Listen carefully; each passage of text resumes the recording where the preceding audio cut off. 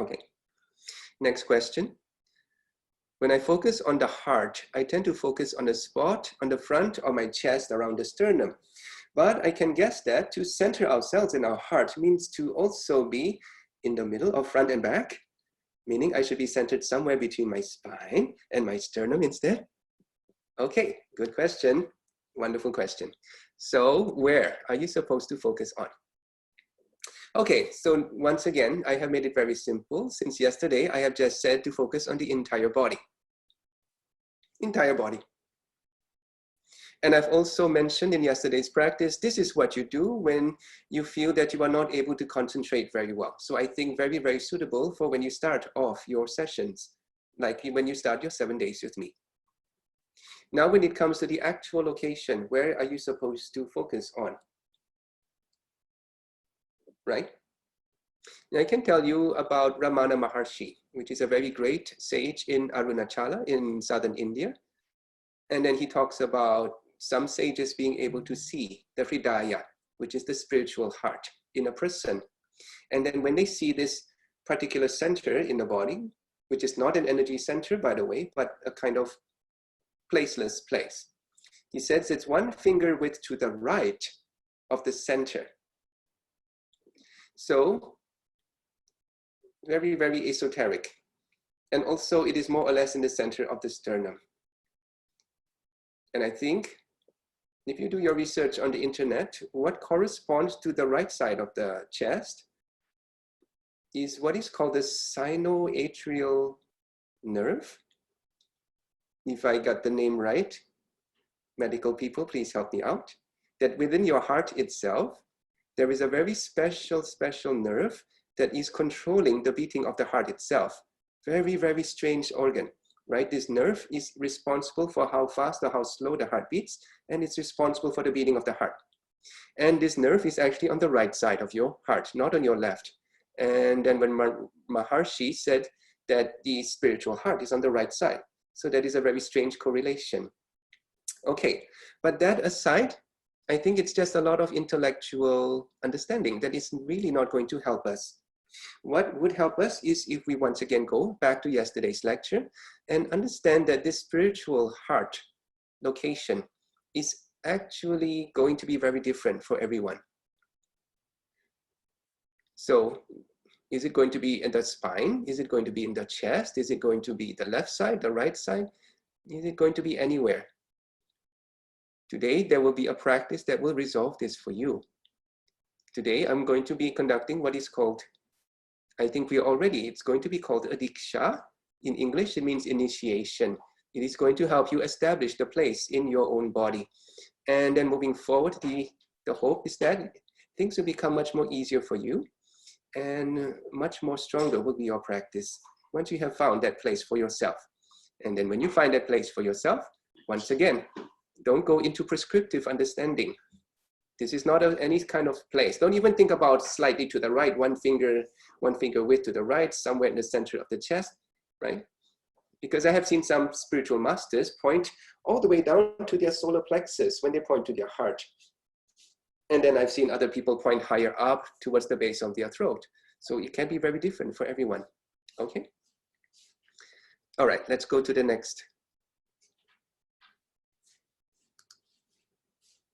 Okay, I felt my body pulsing when I saw a vision of a bud that is a flower, and my heart started to feel tight, tensed. Is that a sign that I have gone in the heart? Okay. Vision of a bud that is a flower, and my heart started to feel tight and tense. Is it a sign that I have gone in the heart? Good, beautiful. So I would consider this a kind of visualization, which is an imagination that is coming out. But when I say imagination, it has a negative connotation, like a kind of fantasy or something that is not real. I don't mean it that way. I mean that this is an image that is created, right? That is not corresponding to the actual here and now. The here and now, which is just a very, very basic and very, very simple of being in the body and being in the breath. However, you have a second component that is very interesting to note as well. The second component is that you have felt a kind of tightness or tension in the center of your chest. So this is something to be paying attention to, because that is a body sensation, a physical sensation in your body. So do remember that a lot of the emotions or even the thoughts that are in our heads and the conclusions that we come up with and the resulting actions can all the time be traced back to a source that is a physical sensation in the body. So very likely this physical tension or tightness in your chest can correlate to the kind of attitude or a kind of emotion or something that needs to be released. Yes, and the fact that it is at the center of the chest, or that it could be any other part of the body. So I invite you just to think about, once again, perhaps you can start to create your distancing towards it, even though I know that it probably sounds like a very wonderful thing just happened, yes? And we tend to try to hold on to these experiences. I have this beautiful image, I have this wonderful pulsing sensation in my chest, and I can tell you that this is just the beginning. There can be a lot of fantastic things that can happen while you meditate, a lot of amazing things. And remember what I told you yesterday, there are two groups of meditation. One, mindfulness, two, not mindfulness. So if you are from the school of the not mindfulness, which includes a whole bunch of other meditations, I can't speak for them, but I have gone around those circles and I know that they tend to be a little bit obsessed with these kind of things. There's amazing light that just happened inside me. I saw 7 colors, 7, right? But then we are on the other end of the spectrum. We want to be centered in the here and now.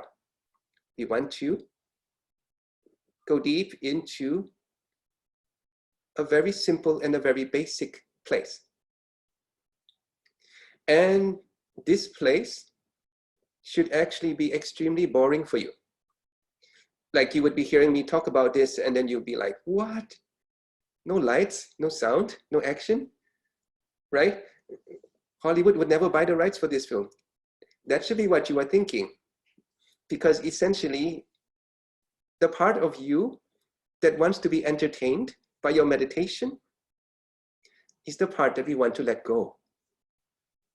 The part of you that continuously feels bored, that continuously needs something to entertain you, that continuously needs a new season on Netflix, is also the part of you that will continuously seek new meditation practices, new experiences, and the part of you that will get extremely, extremely attracted to strange, funny things that happen to you during your meditation. So once again, this is the mind, or a layer of the mind, that in the practice of mindfulness, we try to avoid. Well, I wouldn't say avoid, but it is part of the work to create our distancing. Remember, this image that you saw is not permanent. Today you see the image of a flower. Tomorrow it might be something else. Today there is a pulsing in the center of your chest. Tomorrow it could be something else. What can you draw or conclude based on that? That this is yet another thing that is transient. And remembering that there is something that is not transient and that there is something that is more eternal and deeper than that. And with that remembering, let this go for the purpose of trying to find something deeper, something more permanent. Okay, no matter how interesting this looks, no matter how engaging or how inspiring even, no matter how many books you can write about this, let it go and see where this takes you. See what is left after everything has fallen. Okay,